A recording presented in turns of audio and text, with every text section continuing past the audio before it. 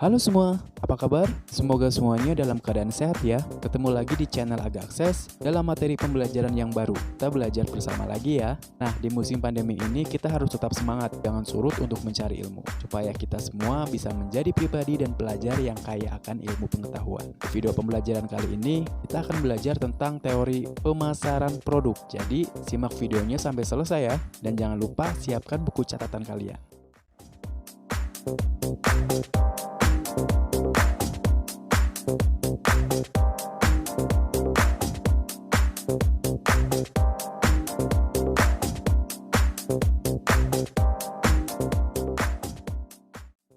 Saat ini, kita memasuki era baru, yaitu era revolusi industri 4.0, di mana di era ini menghadirkan banyak perubahan, tidak terkecuali dalam bidang pemasaran. Perubahan pelanggan akan terlihat dari perilaku, gaya hidup, dan minat. Perubahan generasi dan kondisi juga sudah mulai berubah, dari yang biasanya berbelanja secara offline menjadi berbelanja secara online. Untuk itu, setiap unit usaha atau perusahaan di era ini yang berkepentingan untuk memasarkan produk atau jasa harus adaptif dan juga menyesuaikan diri. Contohnya, saat ini banyak konsumen sebelum berbelanja, mereka akan membuka berbagai situs belanja dan membanding-bandingkan produk mulai dari jenis, merek, kualitas, dan terutama harga jual. Dengan demikian, pemilik usaha yang akan memasarkan produk perlu memikirkan langkah untuk menarik pelanggan dengan cara yang tepat. Adapun pengertian dari pemasaran, yaitu suatu sistem atau serangkaian dari kegiatan bisnis yang dirancang untuk merencanakan, menentukan harga, promosi, dan mendistribusikan produk berupa barang maupun jasa yang dapat memuaskan keinginan dan mencapai pasar sasaran serta tujuan perusahaan. Pemasaran juga mengandung definisi sosial, yang mana pemasaran secara umum adalah sebuah proses kemasyarakatan di mana individu dan kelompok memperoleh hal-hal yang mereka butuhkan dan diinginkan dengan menciptakan, menawarkan, dan secara bebas mempertukarkan produk dan jasa yang bernilai dengan orang lain.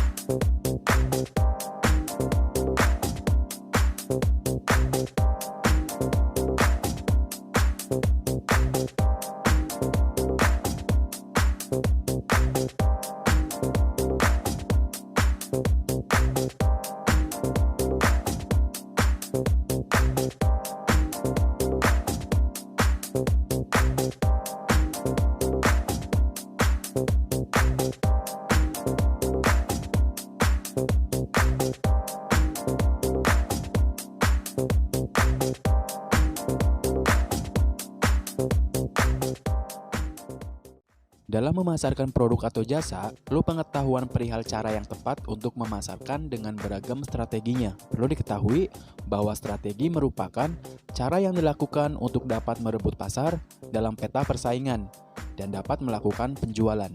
Ada setidaknya 10 tipe entitas atau hal untuk dipasarkan. Di antaranya adalah sebagai berikut.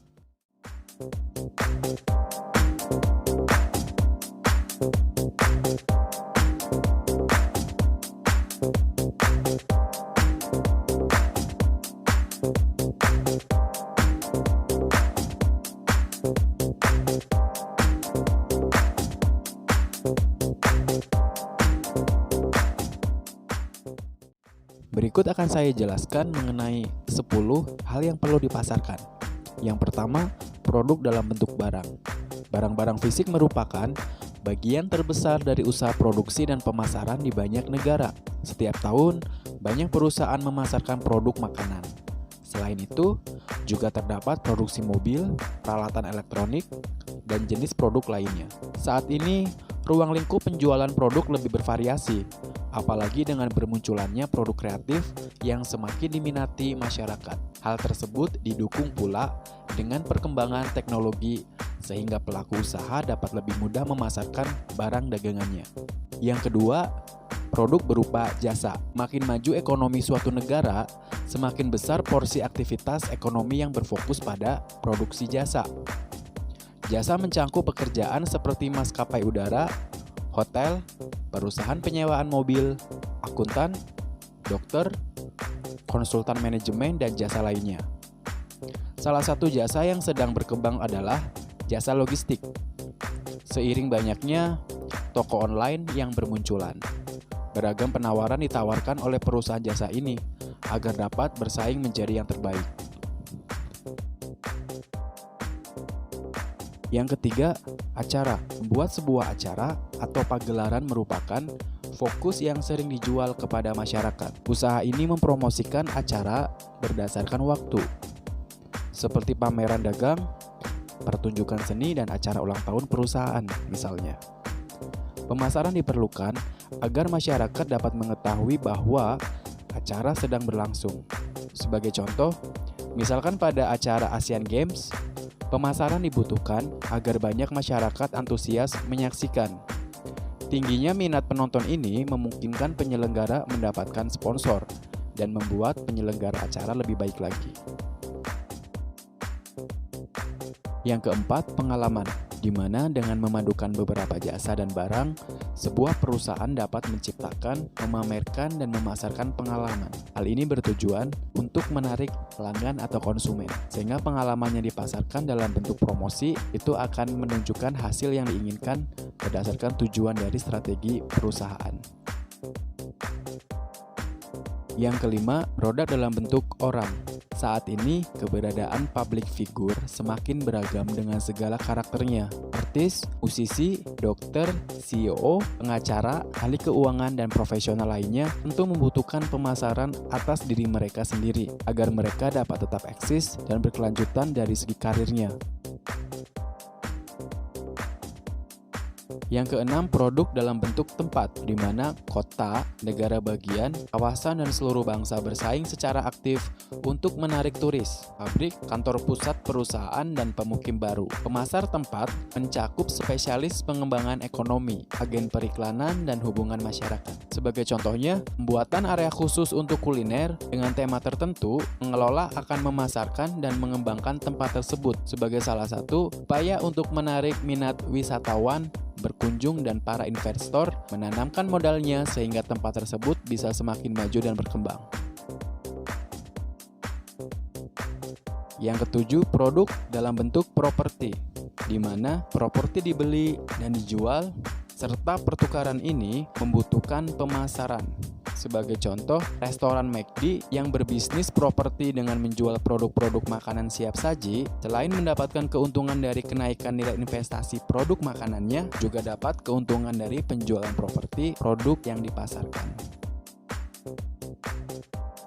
Yang kedelapan, produk dalam bentuk organisasi, di mana organisasi secara aktif bekerja untuk membangun citra yang kuat, disukai, dan unik di benak publiknya. Oleh karena itu, untuk tujuan tersebut, maka suatu organisasi pun perlu untuk dipasarkan. Lalu kesembilan, ada produk dalam bentuk informasi, di mana informasi seperti berita, pendidikan, pelatihan, dan semacamnya juga merupakan produk yang membutuhkan pemasaran agar mendapatkan perhatian dari masyarakat atau konsumen.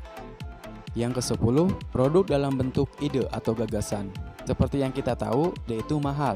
Setiap penawaran pasar mengandung sebuah ide atau gagasan dasar. Contohnya, produk kosmetik merek Wardah memiliki ide dasar membuat dan menjual kosmetik yang kandungannya halal dan aman. Saat ini, Wardah merupakan salah satu merek kosmetik yang paling diingat di Indonesia tentunya. Dengan ide ini, dengan persaingan produk kosmetik lainnya, Wardah menjadi berbeda karena ide usahanya.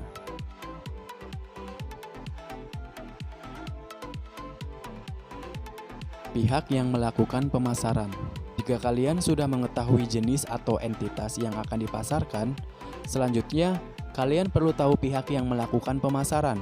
Orang yang melakukan pemasaran disebut pemasar atau marketer, yaitu seseorang yang mencari sumber daya dari orang lain dan bersedia menawarkan sesuatu sebagai imbalannya. Dengan kata lain, pemasar atau marketer adalah orang yang mengharapkan respon atau tanggapan dari pihak lain, baik dalam bentuk penjualan ataupun pembelian.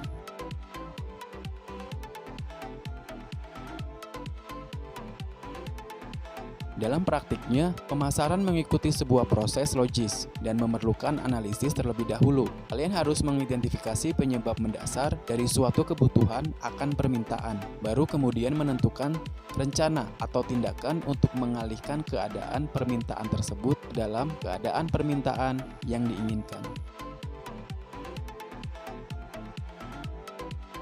Proses perencanaan pemasaran terdiri atas analisis terhadap hal-hal berikut ini. Yang pertama, peluang pemasaran. Yang kedua, pemilihan pasar sasaran. Yang ketiga, rancangan strategi pemasaran. Keempat, pengembangan program pemasaran. Dan yang kelima, pengelolaan upaya-upaya pemasaran.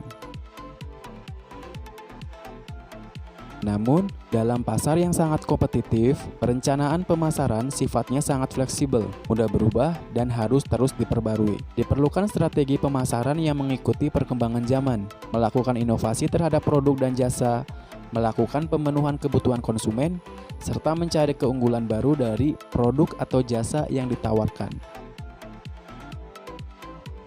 Dalam menjalankan kegiatan pemasaran, tentu ada pihak-pihak yang terkait yang turut berkontribusi agar pemasaran dapat berjalan sesuai dengan perencanaan.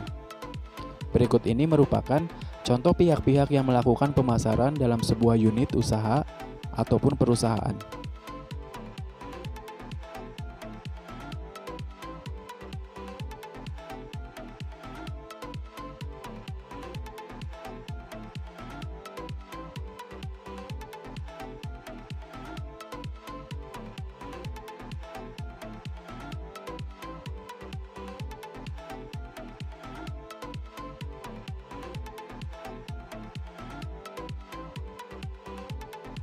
Itulah pembahasan singkat mengenai materi ruang lingkup pemasaran. Di video selanjutnya akan dijelaskan mengenai konsep inti dan perencanaan pemasaran produk, serta rencana langkah pemasaran. Jangan lupa pahami teori materi dalam video hari ini ya, supaya kita bisa melanjutkan pemahaman materi di video selanjutnya. Sampai jumpa di video berikutnya.